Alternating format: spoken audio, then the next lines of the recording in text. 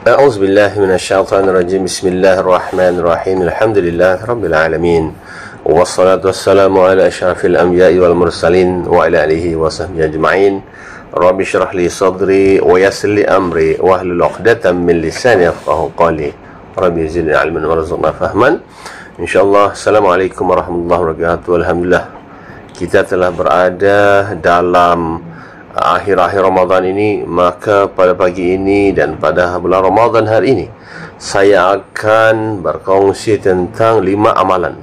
5 amalan khususnya pada akhir bulan Ramadan, yang mana kita mudahkanlah, kita membuatkan diri kita ini mudah untuk beramal. Ya. A'udzubillahi minasyaitonir rajim. Syahr Ramadan alladzi unzila fihi al-Quran, kata Allah Subhanahu wa taala, yang mana Allah Subhanahu wa taala menyuruh kita, ataupun Rasulullah SAW pun beramal dengan ini, yaitu yang pertama amalan kita adalah memperbanyakkan qiyamul lail. Apakah maksud qiyamul lail ini? Adalah kita menjadikan diri kita ini dalam keadaan mudah dan menyenangkan diri kita ini, dan kita memang mudah untuk melaksanakannya. Yaitu salat, khususnya dalam salat malam ini.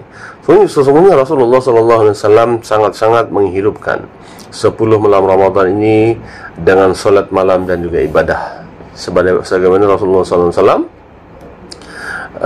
daripada hadis Imam Bukhari dan Muslim, di mana Rasulullah SAW yang mafhumnya, ya, apabila telah masuk 10 akhir bulan Ramadan, Rasulullah SAW menghidupkan malam-malamnya itu dan membangunkan keluarganya, bersungguh-sungguh dan mengetatkan ikatan pinggangnya. Ya Allah, tuan-tuan yang terhormat, di sini maksudnya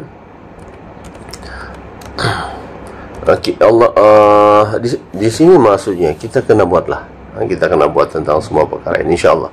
Mudah-mudahan kita akan dimudahkan. Tuan-tuan yang terhormat sekalian lagi.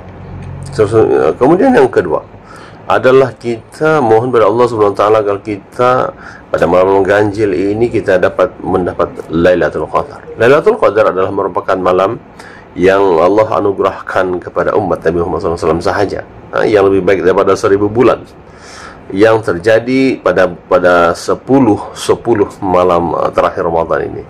Yaitu Allah Subhanahu wa taala dalam berfirman dalam surah Al-Qadar, a'udzubillahi minasyaitonir rajim, inna anzalnahu fi lailatul qadr wa ma adraka ma lailatul qadr, lailatul qadri khairun min alfi syahr. Apa maksudnya? Sesungguhnya kami telah menurunkan Al-Quran pada malam Lailatul Qadar itu. Dan tahukah kamu apakah malam Lailatul Qadar itu? Malam Lailatul Qadar itu, kata Allah SWT, lebih baik daripada 1000 bulan.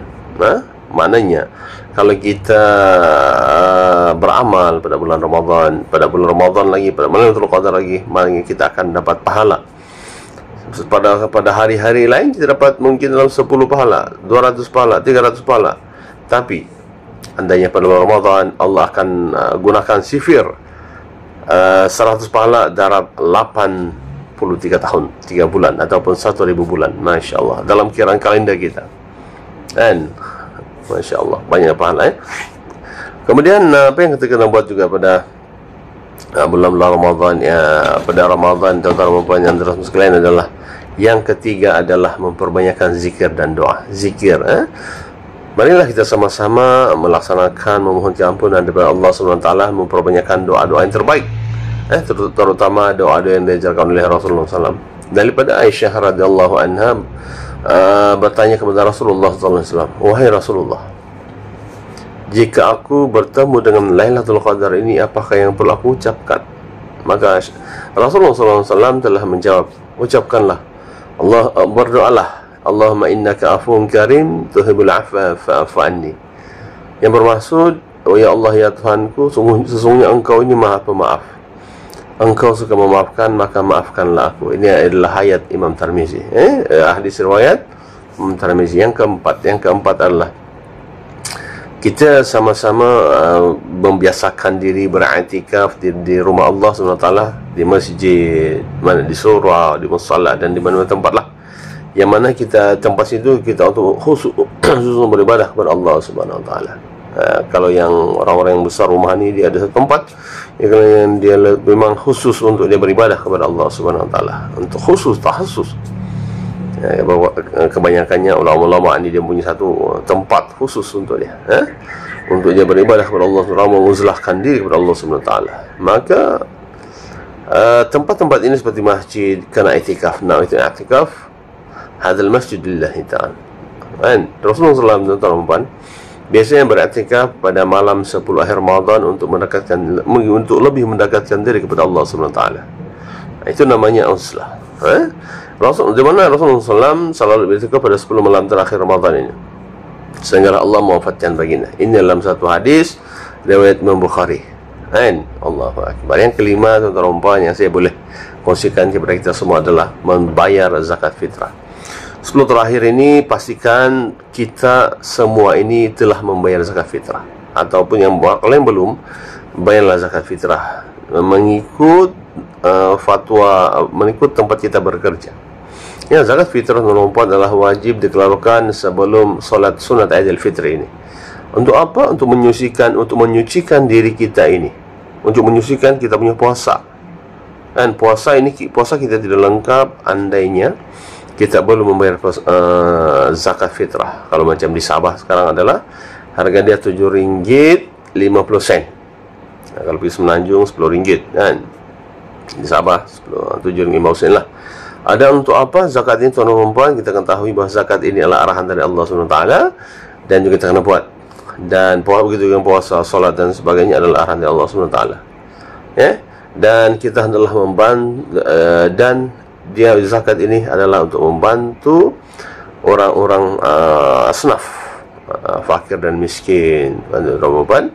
Fakir adalah dia punya pendapatan macam mana. Kais pagi makan pagi, kais petang makan petang, kata apa bahasa. Mana kalau orang miskin tuan-tuan, dia ada satu tahap, dia ada juga pendapatan nih. Cumanya dia tidak sampai satu tahap yang membolehkan dia ni jadi seperti orang-orang kaya ini, ya. Macam di Sabah dia ada duit itu, dia ada nilai untuk menentukan dia miskin, ya. Daripada dalil Rasulullah SAW telah dalam dalil dalam hadisnya, dalam hadis memperkatakan bahawa Rasulullah SAW bersabda, yang maksudnya yaitu Rasulullah SAW mewajibkan zakat fitrah sebagai penyucian bagi orang yang berpuasa, bagi orang puasa daripada perkara-perkara yang sia-sia dan keji.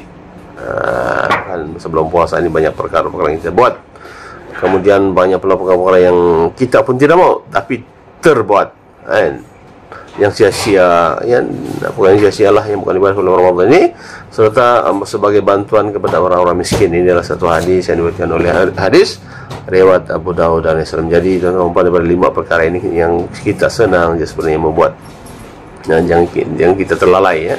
Jadi amalan-amalan ini sebenarnya dianjurkan agar kita memperoleh keberkatan Ramadan sepenuhnya, amalan-amalan ini. Dan terutama di hari terakhir yang penuh dengan keampunan, semoga kita semua ini dapat melaksanakan dengan istiqamah, insyaallah. Amin amin rabbal alamin. Rabbana atina fid dunya hasanah wa fil akhirati hasanah wa qina adzabannar. Alhamdulillahirabbil alamin. Amin. Sekian, terima kasih. Assalamualaikum warahmatullahi wabarakatuh.